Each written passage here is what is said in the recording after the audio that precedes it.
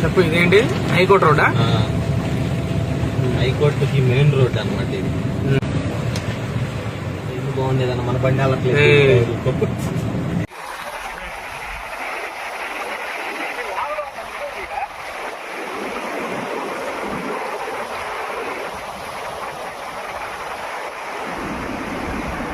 train ఎదురు